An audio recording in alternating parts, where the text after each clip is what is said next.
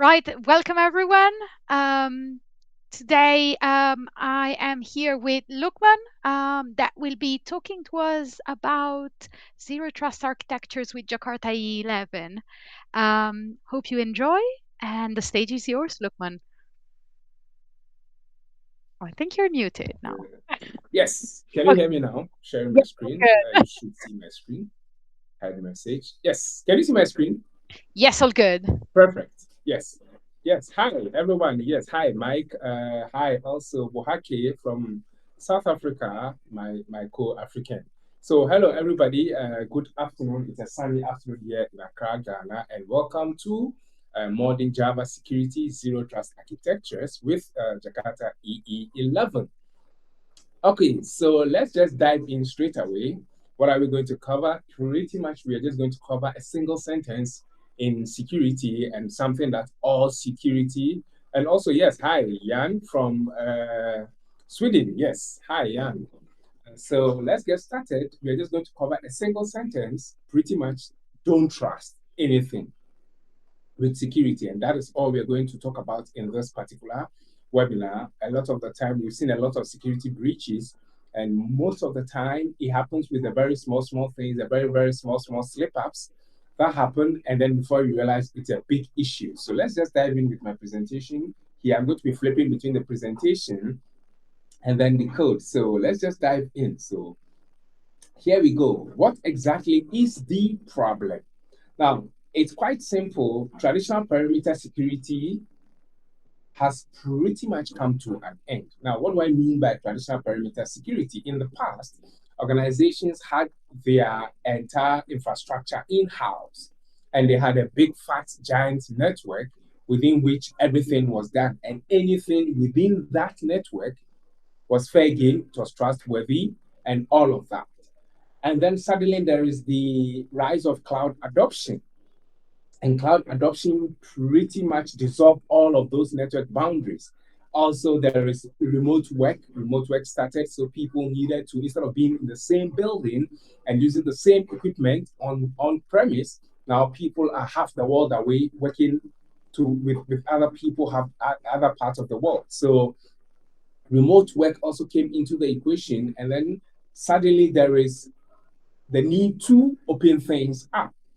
There is also lateral movement after breach, and then single authentication at every entry is insufficient. Now, pretty much traditional perimeter has died because of these reasons. Now, the real world impact of something like that is that a healthcare breach recently exposed 5 million plus patient records because attackers moved laterally after initial success. So it's pretty much tailgating. They tailgated somebody, they got access to the system, and then there was the hack. So the traditional castle and moat security, you had the infrastructure in-house, and then you had a firewall around it with users and properly structured permissions and all of that. That particular setup now doesn't really hold in the current world that we are in. And that naturally leads to this concept of zero trust. Effectively, never trust and always verify. There is no implicit trust. It doesn't matter where the user is in the network.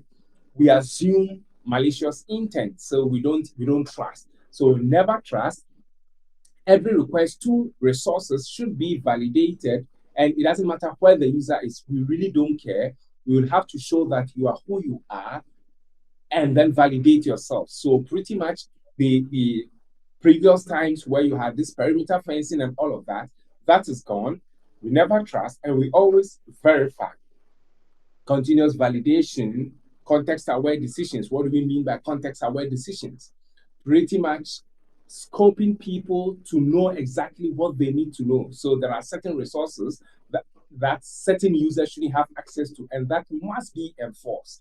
So a person can validate, a person can authenticate, but they will not necessarily, and they should not necessarily be authorized to access every single resource. That will have to be contextual. So you only need to know, you only get access to things that you need to know. Also, again, least privilege access. You just need to know just enough to get what you need to get your work done or the information you need or whatever it is. So the least amount of information that is needed to get the job done is pretty much what should be granted. So pretty much in a nutshell, the core tenets of zero trust principles are to explicitly verify. There's no implicit verification. Oh, he's on the network, so we trust him. That is dead and gone because now the lines have been very blurred. So implicit trust can cost you so much. Then this privilege, limit access with just in time, just enough, and always assume malicious intent, assume breach, minimize blast radius and segment access. Pretty much anybody accessing resources in your application, it's important to assume that they have malicious intent. There is no implicit or explicit trust. Everything else is fair game. So you must assume that because in the world that we live, there are massive server farms that are spawned every day to go out there and look for loopholes, to look for vulnerabilities to exploit. So it's very important to always assume malicious intent. Going forward, the backend application for this particular talk is quite simple since we are a Jakarta EE company. We are using the standard APIs available to us. Our zero trust architecture is using on the client side, we are using JWT. And then for our OIDC provider, we are using Keycloak. And then on the security layer, we are using a combination of Jakarta EE and microprofile JWT. The application is a very simple healthcare application. So let me bring my IDE to the screen here. And then to run through, I have a very minimal Docker compose here that has the Keycloak setup here and also my application here. So I'm pulling in Keycloak and also Postgres here as my database to use. Now, let's walk into the application. Just a second. Let me bring back to this. And for the server, we are using Pyara 7, which supports Jakarta EE 11. So pretty much these are our components for the backend application. Now, if we go back to the application, we start from the code. We have our API here. We have our patient resource here. And of course, it's Jakarta EE, and Jakarta EE is mostly annotation driven. So there's a lot of annotation or metadata driven. So you will see a lot of them. The most important thing is that we have a security requirement here. We have this annotation here. That is pretty much, if you just control click this guy here, this is from the microprofile, the microprofile open API annotation here. We have this guy here. We could download the sources directly. So the microprofile open API to pretty much document this particular component here in an automated way. So automated things can, automated systems and scripts can make use of the documentation. We have our role allowed, our roles allowed here, which is pretty much saying that only people with this particular role. So it's pretty much the vanilla Jakarta EE constructs and components that you most likely are familiar with that we are using here. Now, over here, we are also injecting this JWT. Now, this JSON Web Token here is from the microprofile JWT API. Now, if you're not aware, microprofile has the JWT component or specification that makes it dead easy to verify JWT. So this is pretty much what we have set up here. Now, if you go back to our presentation, again, the code, I'll share the code link with you. It's available on GitHub, so you can pull it and follow along. So let's dive into the interesting part. Now, in the past, you would build your security layer. There are different ways you can build it. One of them is that you can use the HTTP authentication scheme from Jakarta Security. Now, this works fine. It works okay for a large number of applications. However, in today's cloud native world where nearly every application some way, somehow has something to do with the cloud, this particular path here can be error prone because this particular component here is extending or is implementing the HTTP authentication mechanism, and then it is manually reading the authorization header from the request, parsing that and then validating the JWT that is passed as part of the request.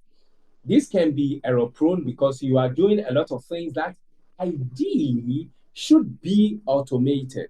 Ideally, you want to automate the idea of passing JWT. You want to automate the idea of even taking it from the header of the application. You want to automate all those things because this is so sensitive such that the slightest mistake in here can allow malicious players access to things they should not have access to. So those particular components here we are getting the request, we are getting the request object and then getting the authorization header item, putting it in a variable here. Then we get the bearer token from that. And then we have a method here that is doing all of the things that ideally should be automated. And then eventually we return a result, a credential result here. Now, all those things here are very, very cumbersome. They are very, very error prone. So normally you should not do it this way. Now, the standard way, the easier way, the much more automated way is to actually use a combination of Jakarta Security and the microprofile JWT API. So over here is the same component, but what we are doing here is quite simple. But first of all, if we go back to the application here, then we open our microprofile properties file here. We are pretty much telling the microprofile JWT runtime where the public key, the issuer, and the audiences of our token are. So the most important thing is this guy, the public key. Where is the runtime going to? Where should it fetch the public key from? Who is the issuer and all of that? So once we define this, the rest is pretty much automated for us by the microprofile runtime. We don't need to know where the key, we don't need to know much about the JWT. We just delegate that to the microprofile runtime to do the grabbing, first of all, from the header, and then the passing of the key for us in a very automated way. So if you go back to our presentation here, we define these guys here. And then over here, the same JWT authentication component, if I open it here, JWT authentication component, JWT component, probably refactored this guy. As usual, there's always some kind of refactoring going on. So, yes, hi. Dominica is here finally. Great. So we had a few issues in the beginning with Crowdcast, and so she is finally here. Great. So back to our component here, we are doing the same HTTP authentication mechanism. We are implementing it, but what we are doing now is that we are injecting the JWT web token. Now, this is very, very smooth and very, very interesting because this particular object here is only going to be valid, is only going to be populated. We are going to have an instance of this. So if I go back to the first resource here, this JWT component here is only going to be instantiated with an instance populating this particular field here if and only if the past JWT is valid.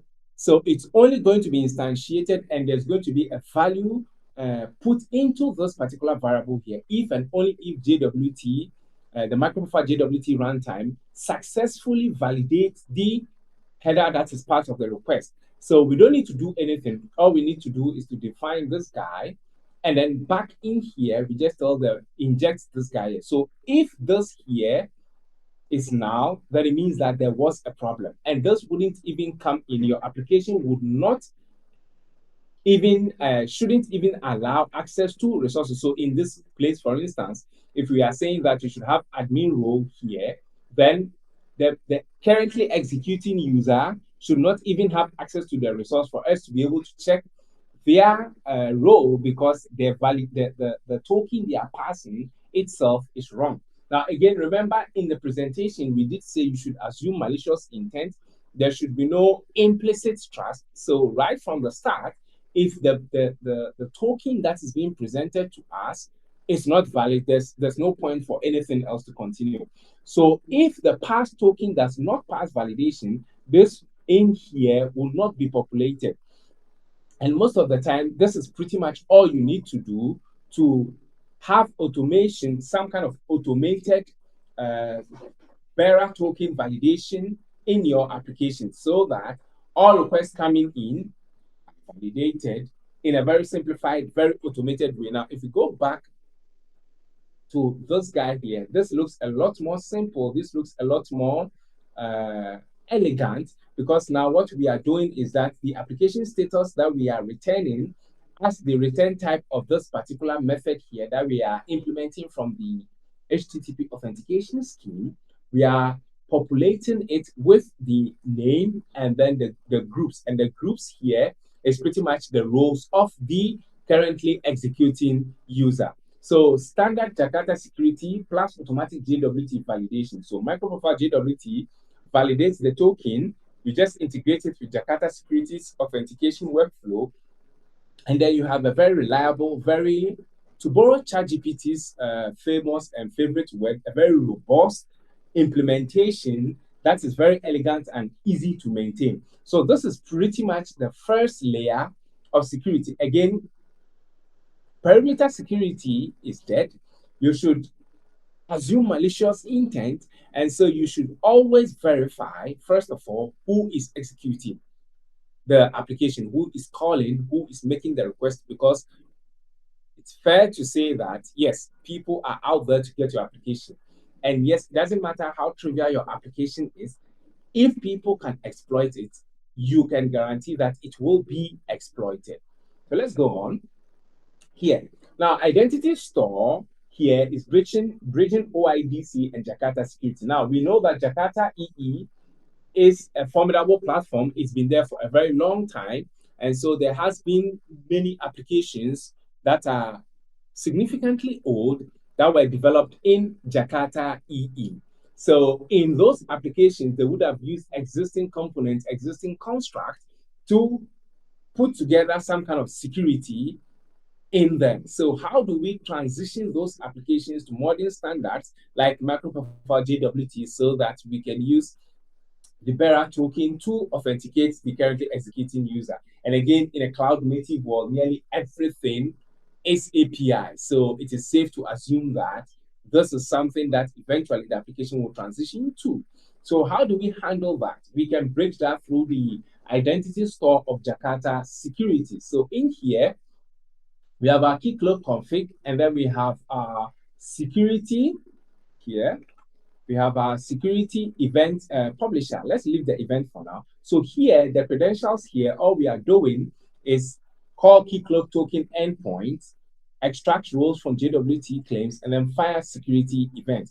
Now you can use the identity store because the identity store gives us is an interface that gives us methods that we can implement so we can have a sort of bridge between JWT and then the existing security infrastructure. So here, as an example, we can use the key cloak config. So over here, the key cloak config, we can use this particular component here. And this particular component here can directly talk to key cloak. So we can use the key cloak config, back to this, key cloak config here, go to key cloak, get the token on behalf of the currently executing user, pass the token, and then we can return a credential result here. We can also extract roles from the token. Now, this here can be used to bridge OAuth to OIDC authentication with Jakarta Security Standard Identity Model. This is especially important for, again,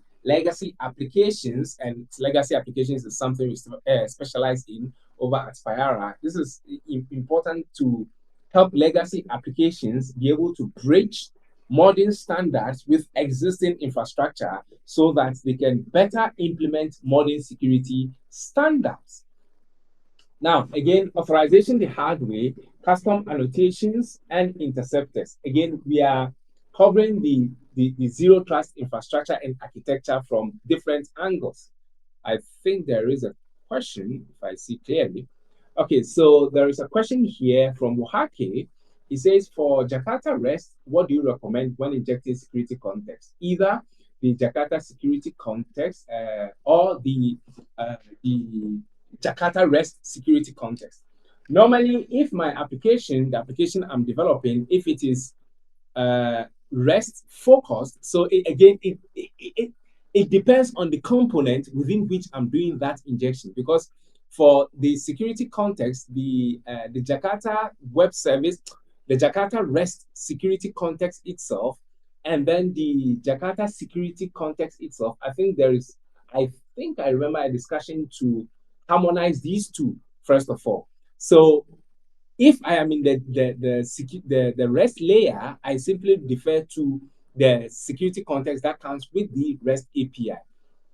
Also, the security context is something that you yourself can instantiate in a way. So it depends, but most of the time, if I'm in the REST layer, I simply use the security context from the REST layer. And then if I'm in the middle layer or middleware or back end layer, then I simply use the security context from the Jakarta security. But most of the time, since the application, the security context, a lot of the work would be done upfront.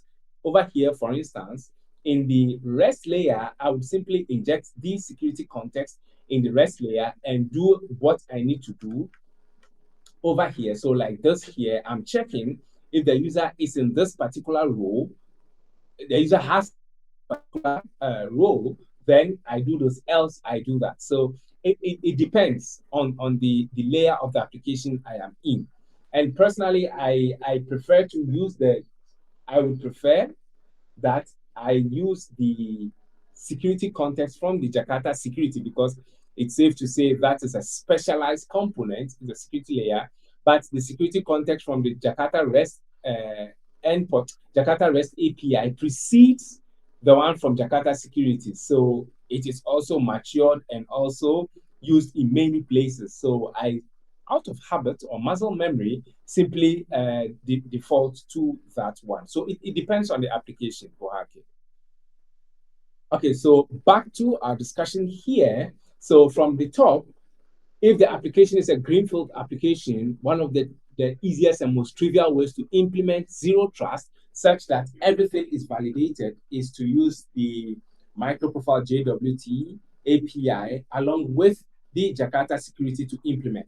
If the application is an old application and you need to bridge the existing security infrastructure with modern infrastructure or modern construct like JWT, then you can use Jakarta Identity Store and then you do some of the work manually to instantiate the needed components. But in the end, again, traditional perimeter security is dead. You should assume malicious intent. And I'll be repeating that over and over and over.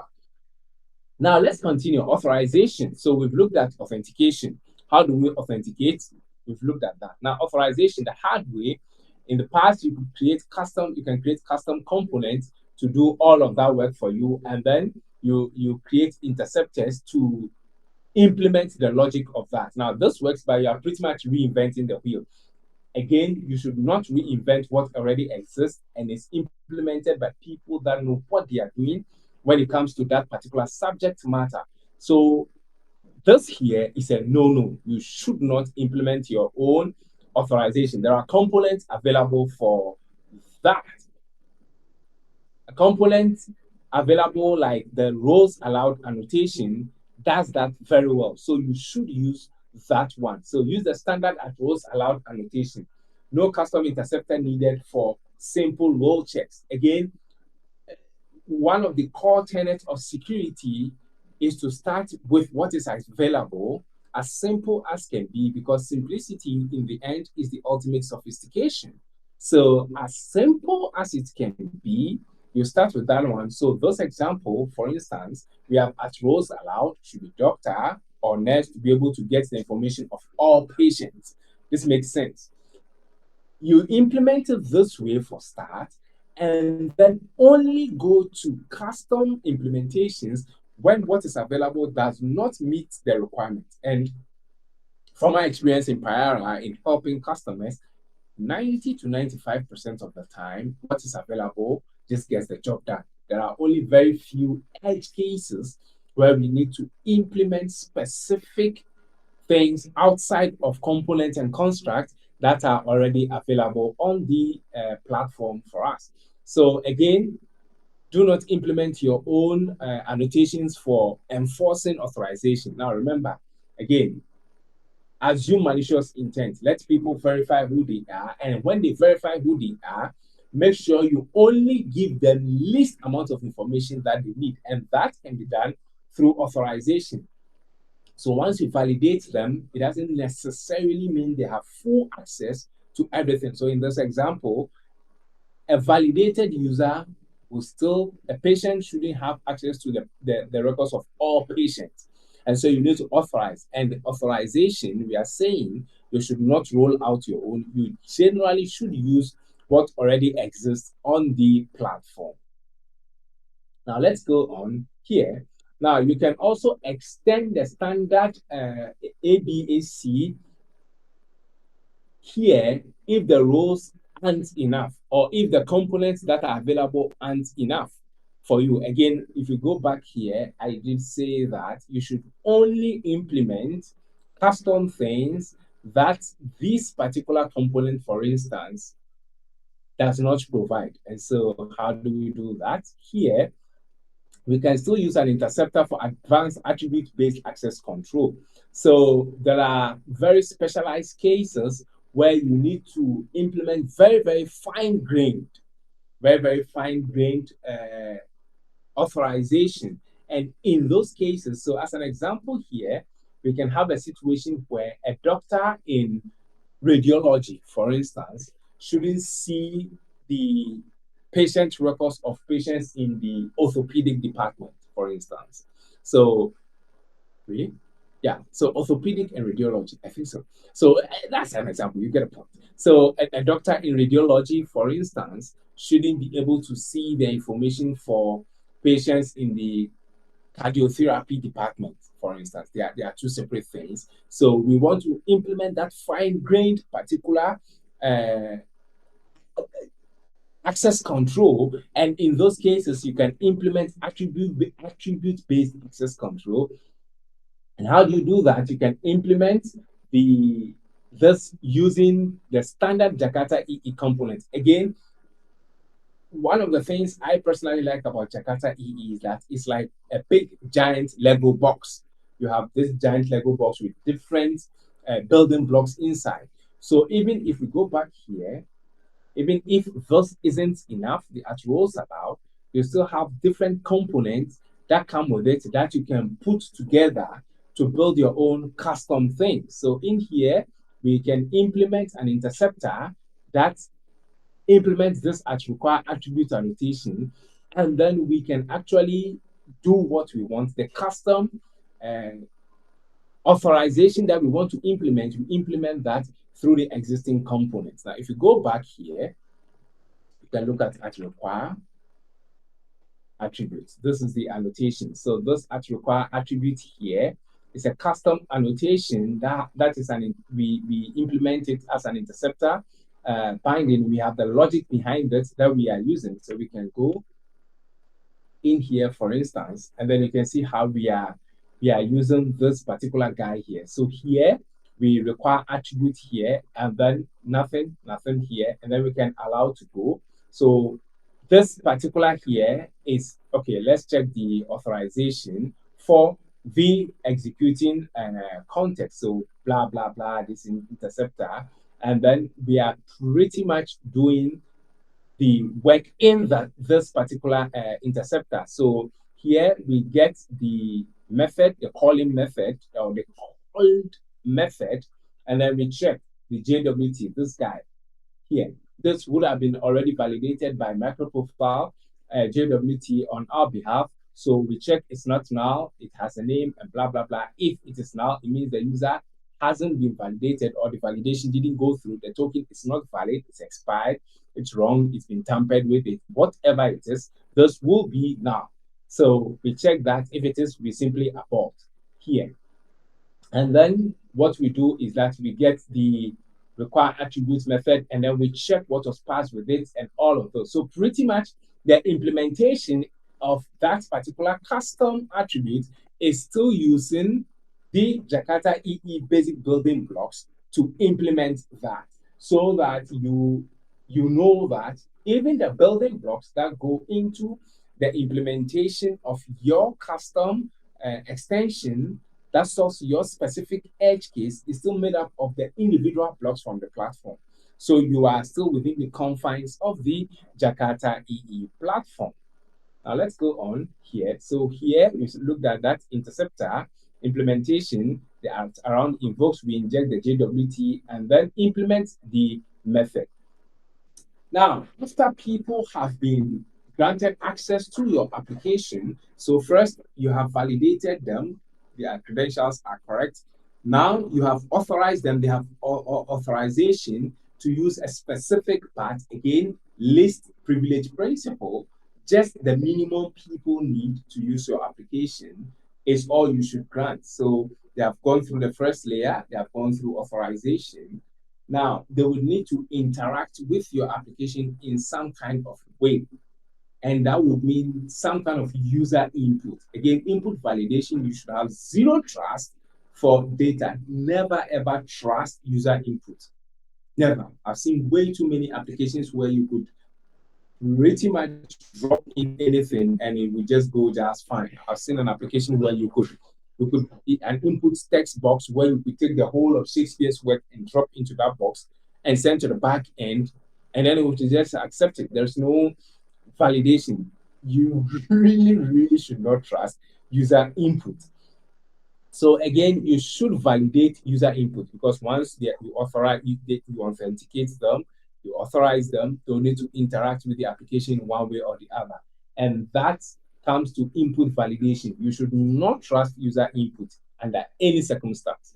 And one way to implement that on the Jakarta EE platform is through the use of the standard beam validation API. And beam validation is fully metadata driven, fully annotation driven. You simply annotate the field you want to constrain with the various constraints, and then you are good. So beam validation is fully annotation driven. So like this, for instance, we are annotating, we are saying the first name should be this, first name is required, it should not be blank, it should have a minimum, back again, it should have a minimum of 2, a maximum of this. We are doing all of this. Last date of birth is this. Social security number is, again, social security number is a very country specific or regulatory environment specific. So you can use the pattern annotation to pass custom pattern that the social security number should be able to or should meet and all of that. The blood type, look. So the blood type, for instance, blood type. Yeah. So blood type, for instance, is also something that you can pass A plus, B plus, you can constrain all these things. Now, all these annotations here are there to make your life easy. They are there to help you constrain your application so that, again, zero trust, you don't trust what is coming in. You should always assume malicious intent. So you can use beam validation to validate user input. So again, right from the top, we are building the story. First of all, you should not trust the perimeter trust, the implicit trust that was available in the past is no longer there. So you should not trust anything. Authenticate users, authorize them, and then when they need to interact with your application, you should not trust what they are inputting into your application. So even that, you should validate. Now, again, those are all at the application level. That is not all that the security framework is about. Security is a very broad subject. So defense in depth, there are different areas of security validation. Yes, the example is already on GitHub. So I will share the link with you right before the end of this here. I will share the link with you. The link is here. Let me just open this and then share the link with you in this chat here. So you should have the link here. So it's a top-down approach, and your application is one part of it. So number 2 here, number 3 here, number 4, number 5 here, number 6, number 7 are all part of your application. We use standard Jakarta EE features for these layers. There is a top layer, which is the network layer. Now, the network layer here, oops, that was too fast. The network layer here is pretty much, we all know, SSL. And in today's world, it's something I could even omit because it's so ingrained in us that you should serve everything over SSL. It doesn't mean that you cannot have problems. It just means that at a minimum, you are serving over secured network and you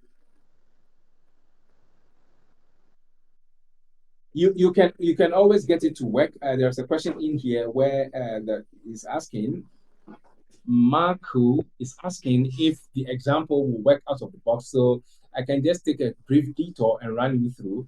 I set it up in such a way that it's quite simple. So if you come to the Docker Compose file here, I am building the application in a Maven container and then pulling Pyara Micro, the latest release version that we released just yesterday, and then deploying to. So you could change this particular line here to any Jakarta EE compatible runtime, and then you should be able to deploy the application. You just need to change this line and then this line, or just make some modifications to the Docker file here to support any other container or any other Jakarta EE runtime, and then it should be able to run. So I built everything as a Docker container to run in Docker.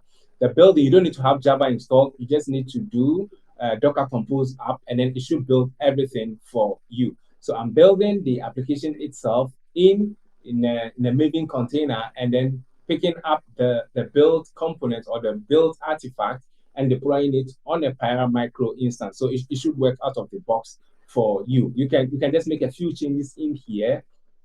Just I think you need to change just this command and this here, download Open Liberty, and then change the deployment command here, and then you should be good to go. So it should pretty much work out of the box for any Jakarta EE runtime.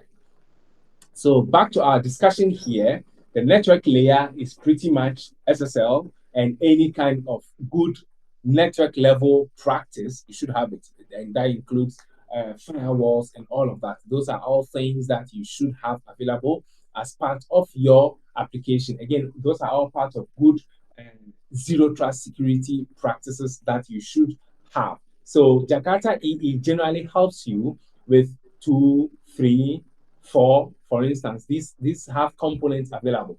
Now, your own business and logic, the data access layer and auditing, this also in audit logging, this also in a way, Jakarta EE provides components, but these are very, very business specific. So you can implement your business logic anyhow. Most of the time now, you'll be implementing your business logic using CDI components. In the past, I would have said EJB, but I don't want to start a holy war. So I would just say CDI component. EJB is a very polarizing subject. So I would just say you would implement your business logic as a CDI component, and then your data layer, most likely you're going to be using Jakarta persistence, and now there's also Jakarta data. So you're probably going to be using all of that. Now, the audit logging is also very important. It depends how you want to log it. It depends how you implement the security layer, but generally you should have audit logging. We should be able to know who accessed what. We should be able to know who updated what. We should be able to know who deleted what at any point in time. These are all things that are application specific, but there are building blocks on the Jakarta EE platform to help you implement. Now, everything we've discussed to this point are the basic. They are the starts, the basic, the smallest unit of it, or one part of it. Now, going forward here, we also have multi-factor authentication.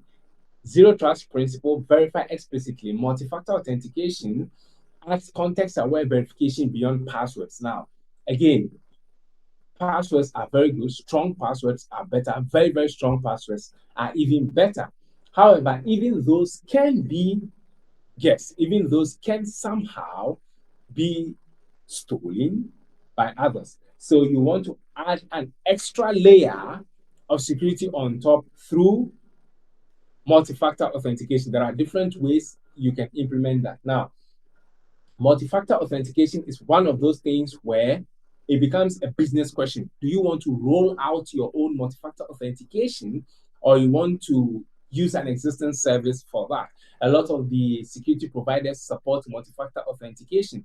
So in the end, it's one of those things that becomes a business question. Do you want to roll out your own, or you want to use an existing service? That is a business decision. But the application, the sample code has very simple ideas that you can take a look at in implementing multi-factor authentication. It's very important to have something like that as part of your security infrastructure and architecture, because in the end, you just can't be sure. And again, in an AI world, you really, really can't be sure of anything. There are times I see things and I don't know if it's AI or it's real or what. I really can't tell. So you should add as much layers as you can, and multi-factor authentication is one of them. However, as I stated, this is a highly, it depends, a business specific problem that you have to decide at the organization to determine. But if you decide to roll your own, again, use the existing building blocks as much as you can so that you avoid opening holes in whatever it is that you end up implementing. Going forward here.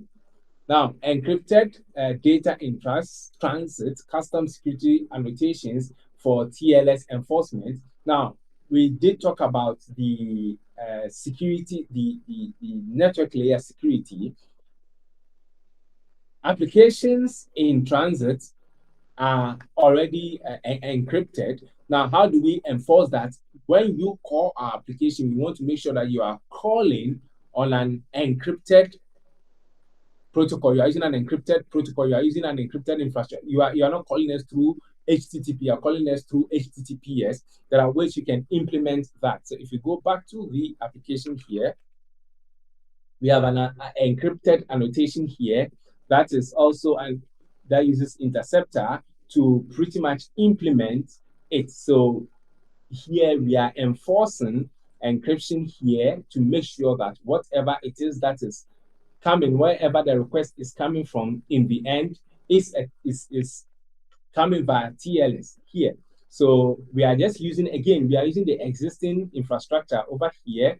We are injecting the HTTP servlet request here, and then we are calling these methods on it to pretty much make sure that what is coming in is actually something that is on HTTPS. We don't want you to call our application through HTTP. This can happen if in the unlikely event that a certificate expires, for instance, and it's not automatically renewed. Of course, you should automate the renewal of a certificate. There are set bots and other things out there that help you automate all of that. But in the unlikely event, because things can just happen, things can slip through the crack. In the unlikely event that there is a problem and the certificate is not renewed, for instance, then this acts as a fallback at the network layer to make sure that requests coming in are actually secure, so we don't serve things on an unsecure network. So even that is implemented. Again, we are using the existing building blocks here to implement that, to make sure that requests coming in are actually coming from, are actually coming on or coming through a secure mechanism, so we don't serve our application on an unsecure platform. Now, also here, you can see the priority here. We are setting the priority before here. We are setting our priority to make sure that this runs even before nearly everything else runs, because we don't want a situation where we waste compute cycles checking, we waste compute cycles checking all those, all doing all that infrastructure with the authentication, authorization. We want to set this first to make sure that you are coming on HTTPS before we even listen to you, before we even check who you are. So this is also implemented in there, and there are different ways you can do that, but this is one way. So we are using the encrypted interceptor that validates that the incoming request is on HTTPS for all sensitive operations. Plain HTTP requests are rejected with forbidden. So this ties into the network layer issue, where at the network layer, we want to make sure that things coming in are coming in through HTTPS. Now, continuous validation and monitoring.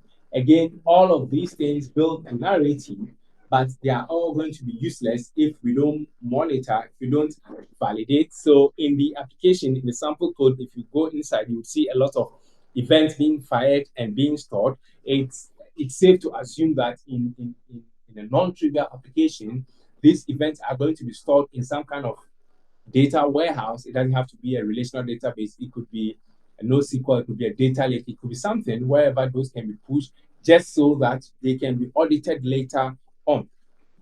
So we can have security monitoring. So if you go back here, we have security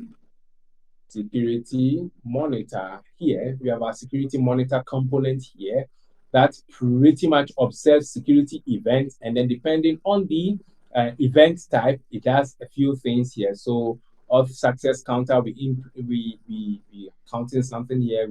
You can see the implementation in the sample code. So we have a security event here that is simply listening for events and then doing certain things. We are determining the type of events, all of those things here. So this is sample that you can use as inspiration. In the end, you should have some kind of auditable log that can be used to construct a narrative of access to the application. So all the way from the initial request all the way to when data was accessed, the input and everything, you want to have some kind of log that you can step through to create a specific narrative, because in the end, in the unlikely event there is a problem, you want to take a prognosis of the problem and determine where the loophole occurred, what happened, what went wrong. To be able to do that, you need to have some kind of audit log to audit. You need to have some kind of idea into the steps that we're taking to get to where the problem started. And that kind of thing can be implemented through these kinds of events logging, this kind of audit logging, this kind of tracing that you can keep in the application. Of course, there are different components on the Jakarta EE platform you can use for that. But the simplest is using CDI event. So when a user logs in, you want to fire a CDI event that this user logged in, and then you want to save that. So you want to have that even at the application level. Can you add a blacklist inside the code and raise a suspicion based on them? Yes. Vasco is asking a question. Can you add a blacklist inside the code? You can always do anything. And that is a good question. So in here, for instance, in the encryption interceptor as an example, here, let's say you want to prevent people from a specific country from accessing your application. There are different ways you can do this. But at the application level, you can even implement that here. So you can blacklist.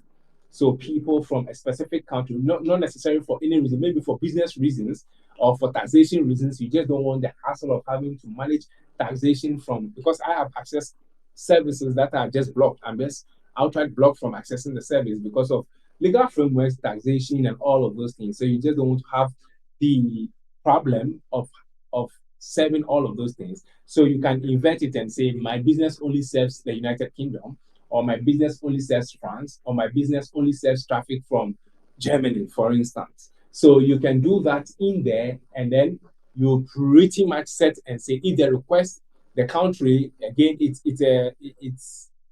a best effort basis. You can use based on the IP and then determine the country, and then you can say no, you just deny request. You can do that. So it's a business, that is a business decision that you can implement. But at the minimum, the three core components, you want to authenticate, you want to authorize, and then you want to validate what the user is doing within the application. These three are non-negotiable. These three must always be. There are basic principles of these. One, the user must be authenticated at all times. We should never assume that the user we authenticated last 2 weeks is the same user now. If they come back again, we want to re-authenticate them. And two, you want to authorize. You want to make sure that whatever the user is accessing, they have a right to access that. And least privilege, they need as little as possible. All that they need to do is what they should do. And then you do that. And then the third one, you want to make sure that again, least privilege, all they need, They have access to only what they need to do what they need to do. So you have these principles. Those are a given. Those are non-negotiable. Those must always be part of your application. But these other ones, blacklisting and all of those things, they are a much higher level, and they are a lot more other. They are more business decisions than technical decisions. And so once you decide on those or whatever it is, in the end, it's a business decision, but there are components available that you can use to implement those. Now, back to our discussion here. So we need to have, again, we need to build audits that we can step through to create a series of steps to be able to reproduce when something goes wrong. So you need to have continuous validation and monitoring. Again, you can use CDI event for security observability. There are different ways you can implement, but starting with CDI event is the simplest as it's done in the sample code. Then session management and rate limiting, additional zero trust control. So session management as well. You don't want to have infinite sessions. You are not Google. Google has a whole campus of security researchers making sure you and I's Gmail account are safe. And so that is why you can log into Google on a machine, and for 2 years you are not asked to re-log in again. But you are not Google. So you should make sure that you expire sessions. So enforce session timeouts and track user activity for anomaly detection. So make sure that you expire sessions, because somebody can steal a cookie from one machine and then use it to log in from another machine if you don't expire the cookies. So again, you are not Google. It's also something you should keep at the back of your mind. A lot of things Google will do works for Google at Google scale, but you are not Google. Just keep that at the back of your mind. So session management and rate limiting. You want to prevent brute force attacks on authentication endpoints. So that is what most of the time happens. So you at the application layer, these bots just keep trying and trying and trying. So there are different ways you can prevent that. At the operating system level, you can install something like fail to ban at the operating system level. So fail to ban will just pretty much you can configure it and say if there are 3 failed requests, just ban that IP address. You can do that at the operating system level. And then at the application level, you can also implement rate limiting and make sure that your application is not abused, especially the authentication endpoint. So if you go to the rate limiter, this guy, for instance, implements a fairly interesting rate limiting algorithm here. So rate limiter for zero trust, it prevents brute force attacks by limiting authentication attempts per IP or user. So again, here is an idea for inspiration. So you can take a look at it and see how it's done. There are Java libraries for implementing rate limiting. But again, you want to start and see what works for you. And then if you need to pull in a third-party library to do that, that's also fine. But just remember that whatever third-party library you pull in is another door you are opening when it comes to security vulnerabilities. So just keep that at the back of your mind. So the rate limiter here implements an algorithm for checking rate limiting and all of that. And I heavily commented the code, so you should be able to find your way around it. So these two are also very important for keeping a much more secure application, session management, and rate limiting. And next up is performance metrics. So maintaining performance while enforcing security. Of course, you don't want your application to suffer just because you are maintaining security. So zero trust doesn't mean slow. Applications monitor performance to ensure that security measures don't impact user experience. Users that experience your application today and then there is a problem or it's slow may not come back again. So keep that at the back of your mind. And again, these code samples are available in the repo I shared with you, and you can take a look at them. So this is pretty much the structure of the application. It's a REST endpoint, and it's in the resource endpoint here. We looked at the patient resource here. All these endpoints are here. You can take a look at that. And pretty much everything we discussed is implemented in the code. So wrapping up, since it's almost time, here, zero trust in action. These are examples. So a doctor views a patient in his own department. A nurse can read records in their own department. A doctor can create a patient. An admin can view stats, multi-factor authentication, valid OTP validation, HTTPS access to cases, things that will never happen, nurse creating a patient, doctor viewing a patient in other departments, no token provided, nope, invalid social security number, nope, HTTP access to encrypted endpoints, no, invalid or expired OTP is also blocked. So these are the use cases that are implemented in the sample code. Also, there is service to service security. Again, least privilege with client credentials. Service to service pretty much means two computers talking to each other, and pretty much 95% of the time, it's two computers that are talking to each other, even if there's a human being sitting behind it, naturally. So services authenticate with their own credentials, token refresh for continuous operations, and validation ensures that tokens haven't been revoked. So there's a token service in there that can make calls to other services on behalf of the user. And all of those must be within the constraints of the zero trust architecture. So implementation checklist, what we implemented using Jakarta, standard Jakarta security HTTP authentication mechanism, microprofile JWT for token, validation, identity store for key cloak integration, using the standard at roles allowed for role-based access control, day validation to make sure that when the user is finally in our application, they don't just input anything they want in there. Microprofile metrics for monitoring. We created our own custom exceptions using the existing components to build our own extensions. So we had the require attributes. There is at audited for persistent audit logs, at encrypted for TLS enforcement, multi-factor authentication, session management with timeout, rate limiting for brute force protection, token revocation, and CDI event for security monitoring. So the takeaway here is that use the standards where they exist and then extend only where needed using the existing components. So you build your own extensions using the existing components on the Jakarta EE and Microprofile platform.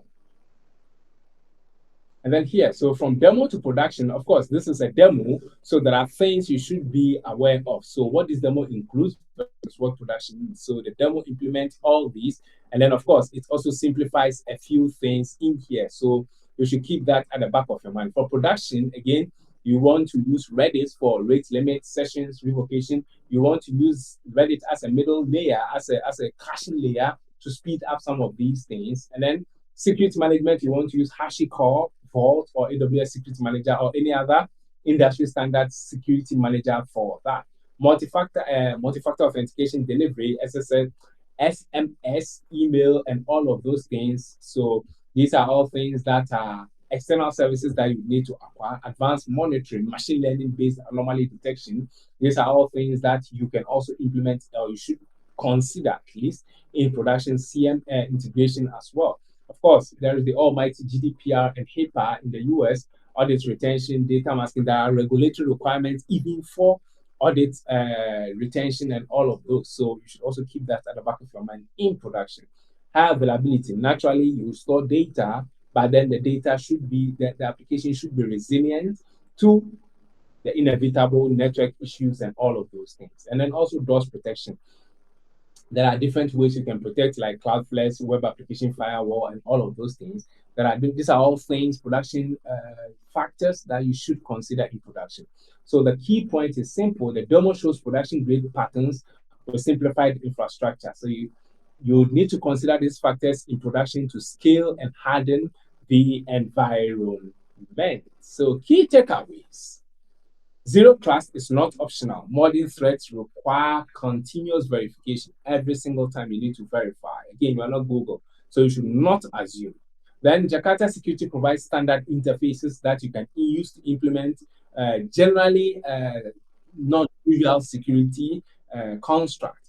Microprofile JWT handles token validation, configure once, inject everywhere.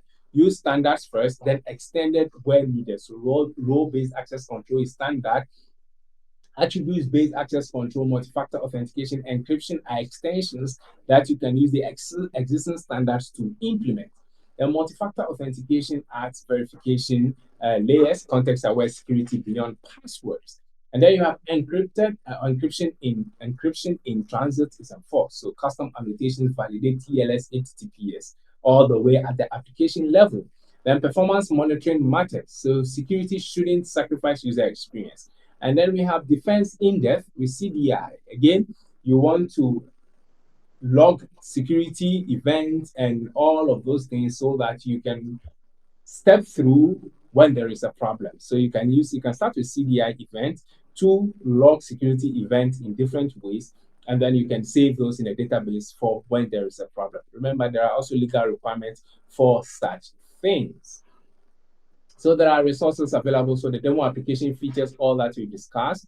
There is Jakarta Security, Microprofile JWT, and of course, over here at Fire.fish, you know us with as a vulnerable Jakarta EE organization. So we have a lot of resources on our website as well. And pretty much that does it for this time. And we are we are just 1 minute over. I think we are much secure. So we are within the time frame. Over to you, Dominica. Thank you. Thanks, Luqman. That was great. And thank you for all the questions as well. Hopefully we answered them all. I can't see any more questions now. But if you need any more details, if you want to revisit, as usual, we are recording, so you can always come back to this webinar. And we posted demo example down below the presentation, so you should see the link there as well as in the chat. Yeah, and I think we are good to wrap up. So I don't think, like I said, we have any more questions. So we are already 2 minutes past the hour. Thank you very much, Luqman, for being so much on time. And apologies for a little bit late start. But sometimes you need some technical difficulties, right? We haven't got them for a while, so why not now? Thanks very much, everyone, again, and we will hopefully see you for some more webinars next year. So that wraps up the 2025 for us in regards to the live events, and we look forward to seeing you back in January. So keep an eye on our blog, on our website, and you will find out more on what's coming next with us. So thanks very much, everyone. Have a good rest of the day.